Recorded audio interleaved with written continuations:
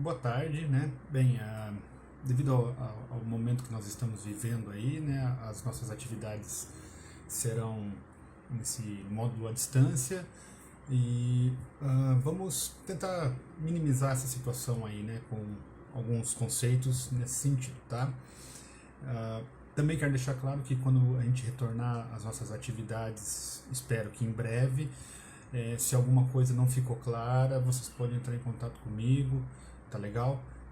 O quanto antes para a gente poder resolver, né? E outra coisa também, né? A proposta nesse momento é de a gente fazer uma aula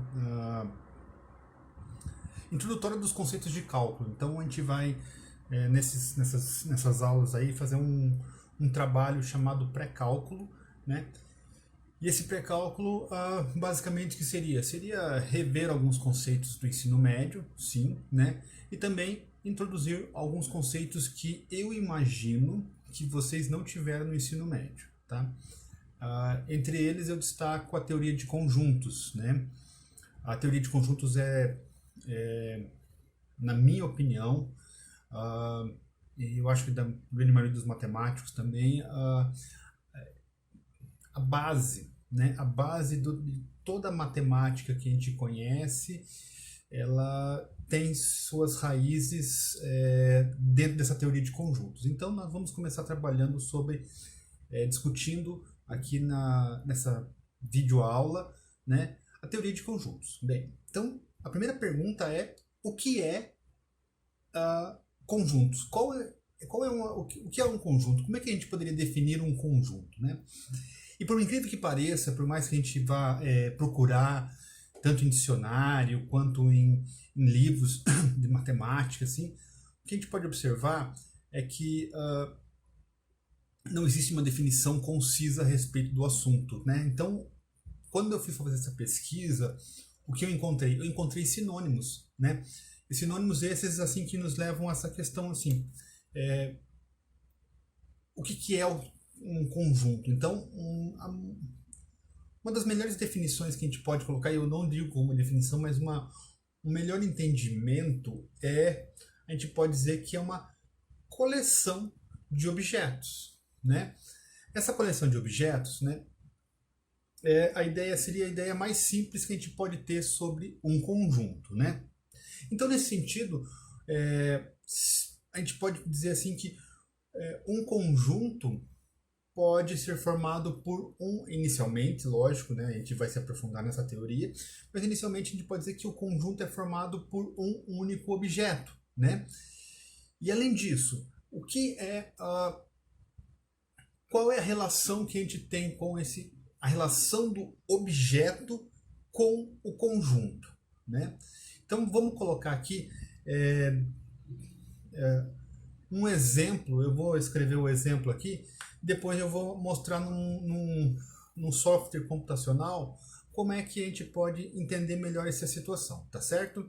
Então, quando eu falo na teoria de conjuntos, é uma coleção, né?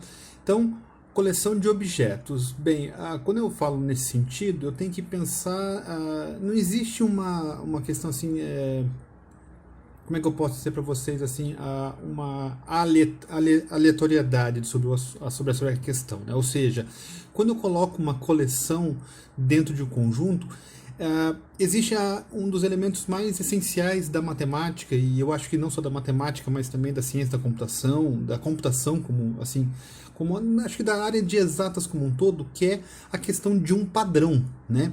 Então, quando a gente coloca alguns elementos, quando a gente estabelece uma teoria de uma relação de conjuntos, assim, então, com certeza existe um padrão. Então, eu vou colocar um padrão bem simples aqui para nós inicialmente, que é os estados da região sul. Então, eu vou enunciá-los aqui.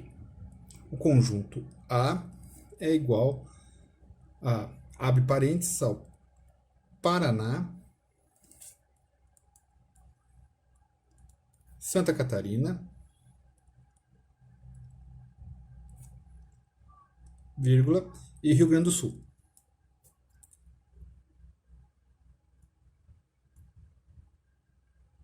Então, esse é o meu conjunto, né? Paraná, Santa Catarina e Rio Grande do Sul. Bem, o que vocês podem observar? Que existe um padrão quando eu coloco isso, né? Então, qual que é o padrão? O padrão é os estados da região sul. Então, cada um desses elementos aqui, cada um desses dos estados, são um dos elementos do conjunto A. E nesse sentido, a gente pode fazer algumas perguntas em relação à relação entre o elemento e o conjunto, né? A primeira pergunta que a gente pode fazer é: o Paraná pertence ao conjunto A, né? Santa Catarina pertence ao conjunto A e o Rio Grande do Sul pertence ao conjunto A? Sim, eles pertencem ao conjunto A porque existe essa questão do padrão, da questão da estrutura que nós estamos montando para construir esse conjunto, né? Então, matematicamente falando, nós podemos dizer assim, que o Paraná pertence ao conjunto A, né? Eu vou, só por questões de, assim, ficar mais simples, eu vou só colocar as iniciais dos estados. Santa Catarina pertence ao conjunto A e o Rio Grande do Sul pertence ao conjunto A. Quando eu falo esse tipo de simbologia, eu escrevo assim que esse símbolo é chamado de pertence, né? E, consequentemente, este símbolo aqui, com um traço, não pertence. Tudo bem? Então, quando nós estabelecemos essa relação, nós estamos construindo a primeira a ideia conceitual, a ideia inicial sobre a teoria de conjuntos. Tá legal? Bem, esse é um dos primeiros momentos, então agora eu vou mostrar para vocês o que pode acontecer numa ferramenta computacional. Tá legal? Vamos lá, vou abrir lá o software e a gente já volta aqui. Bem, então o que eu fiz aqui agora? Eu já fiz algumas montagens aqui na ferramenta, só para a gente entender, tá? Futuramente, depois a gente vê como é que a gente faz, mas esse é um software que trabalha com matemática, tá? E o que acontece? Bem, lá eu coloquei lá nosso padrão, né? Que é o quê? Os estados da região sul. Então, nós colocamos lá A, dois pontos igual, abrir parênteses, Rio Grande do Sul, Santa Catarina e Paraná, né? E daí ele já me deu o conjunto formado por esses elementos. Ele construiu o conjunto Paraná, Santa Catarina e Rio Grande do Sul, tá? Aí eu perguntei Paraná em A, ele diz que Paraná pertence ao conjunto A. Só que no caso, vocês podem observar que eu também coloquei São Paulo em A, né? Ele também, então o que acontece? Esse comando in, ele não verifica se está ou não pertencendo ao conjunto. Para eu verificar realmente se pertence ou não ao conjunto, eu vou usar esse comando, evalb Paraná in A, né? Aí ele vai me dizer que é verdadeiro, true, e fiz a mesma pergunta aqui para São Paulo, né? Evalb São Paulo in A, falso. Né? Então essa ferramenta aqui, esse comando evalb, ele permite que a gente já verifique se é verdade ou não, se esse conjunto, se esse elemento pertence ou não a esse conjunto, tá legal? Então o uso da ferramenta aí, ele pode nos ajudar no sentido de verificar se determinado elemento pertence ou não ao conjunto, tá legal? Isso é uma coisa muito interessante, a gente pode utilizar essa ferramenta para os nossos estudos. Bem, então com isso, o que a gente consegue agora? Nós agora já temos uma breve noção do que é o básico da teoria de conjuntos. Bem, então o que a teoria de conjuntos é? A gente pode entender que é uma coleção de objetos. Quando eu estabeleço essa relação, ou digo, ou penso que dessa forma, eu acabo colocando a ideia da questão do objeto. E daí, a partir disso, começam a se surgir questionamentos, né? Questionamentos do meu entendimento do ponto de vista filosófico, né? Ou seja, parte de um princípio filosófico, né? O pertencer ou não, né? Ou a gente pode pensar assim, a pessoa pertence a determinado conjunto de pessoas, assim, ou o que faz aquela pessoa estar próxima daquilo, ou seja, existe uma relação de pertinência, de estar ali, então é uma questão, no meu entendimento, é lógico que outras pessoas podem discordar desse tipo de pensar, mas tem um viés filosófico essa questão a partir do momento que a gente começa a estabelecer esse tipo de questionamento, esse tipo de perguntas até, né? Questionamento é uma pergunta. Mas com isso, a gente tem um outro elemento por trás que também é muito importante, né? Que são o quê? São as propriedades que fazem com que tal elemento pertence ao conjunto. Então, o que é uma propriedade, né? Então eu pesquisei em alguns dicionários essa questão dessa palavra propriedade e eu encontrei assim duas palavras, assim, duas definições que eu achei que são bem interessantes, né? Então, uma é uma virtude particular, né? Ou uma qualidade especial. Opa, então pera lá. Qualidade ou virtude particular, né?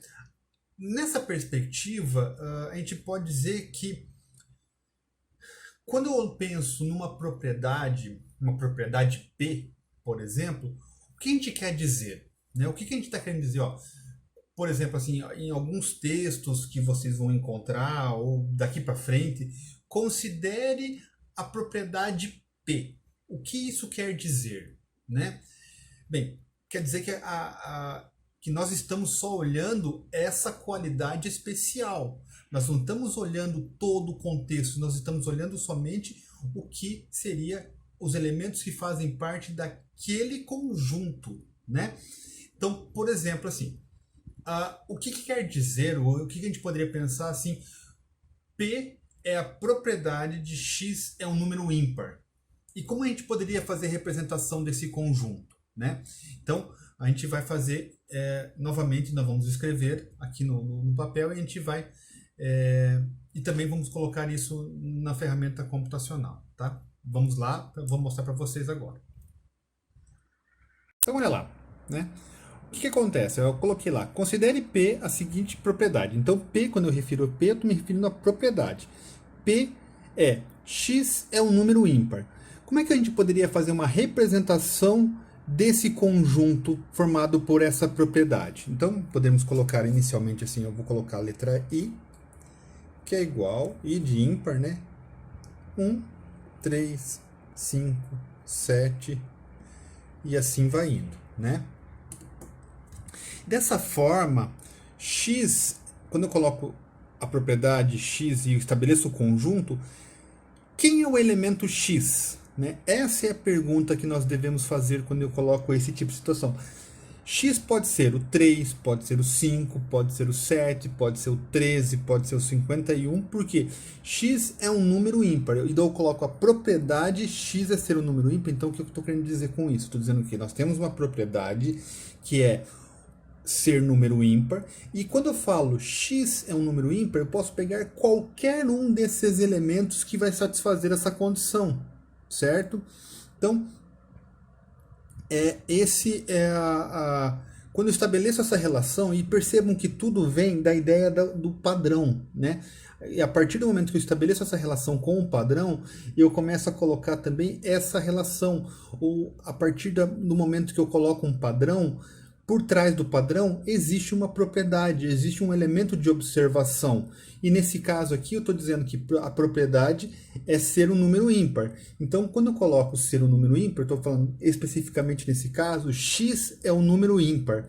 Então, ficaria o quê? Que X é qualquer número que faz parte do conjunto I. Qualquer elemento que você pegar desse conjunto, eu coloco os 3 pontinhos porque nós sabemos que há uma infinidade de números ímpares.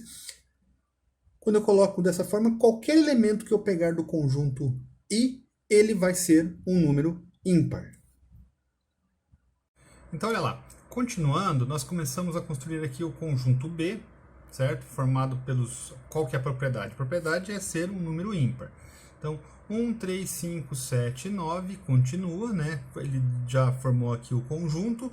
E eu chamei o comando. Então, eu fiz algumas perguntas para ele. Chamei duas, né? O evalve, o elemento 3 pertence ao conjunto B? Ele me dá como verdadeiro. E observem que, por exemplo, o 4, que não é ímpar, né? Ele é um número par. Quando eu pergunto 4 está no conjunto B, ele diz que é falso. Né? Então, essa é uma propriedade. Então, a gente pode também estabelecer uma relação da construção de conjuntos ao mesmo tempo com a construção, estabelecendo a relação com as propriedades. Então, a partir do momento que eu tenho uma propriedade, é possível construir um conjunto. E a partir disso, nós temos... a partir desse tipo de pensamento, nós começamos a construir... assim, eu posso dizer conjuntos matemáticos, né? Porque a partir de um determinado momento nós temos as propriedades, por exemplo, a propriedade dos números pares. Então seria o quê? 2, 4, 6, 8, 10 e as mesmas perguntas. Então eu posso olhar, ao invés de eu ficar enunciando aqui um conjunto, eu posso enunciar uma propriedade e a partir dessa propriedade construir um conjunto, né? E isso abre outros elementos para mim também. Tudo bem? Outra ideia interessante também que nós temos para associar com a teoria de conjuntos é a questão da condição, né? Bem, com a condição é um pouco diferente da propriedade. A condição já é um pouco mais delimitada, né? Então, nesse sentido. Então, a gente vai apresentar para vocês também algumas condições e a partir dessas condições a gente pode trabalhar, fazer uma notação do tipo da notação de conjuntos, tá legal? Então vou mostrar para vocês aqui também. Então eu coloquei a seguinte situação: a condição, letra C, que é x é um número que satisfaz a condição x ao quadrado menos 4 igual a zero. Aí eu pergunto, quem é o x? O x não é... X são elementos específicos. X são os elementos que satisfazem a equação x ao quadrado menos 4 igual a zero. E quem são esses elementos? Bem, depois a gente vai fazer com calma, mas a resposta são os elementos menos 2 e 2. Né? Essa é a minha resposta. Então, qual é a condição? Então, quem são os elementos que fazem parte desse conjunto? São os elementos menos 2 e 2. Por quê? Porque eles satisfazem a condição de responder essa equação aqui, x ao quadrado menos 4 igual a zero. Tá? Então, esses dois aqui essas duas situações são possibilidades de a gente estabelecer uma escrita com a teoria de conjuntos, tá certo? E no futuro a gente vai continuar, nós vamos apresentar novos elementos teóricos da teoria de conjuntos, tá legal?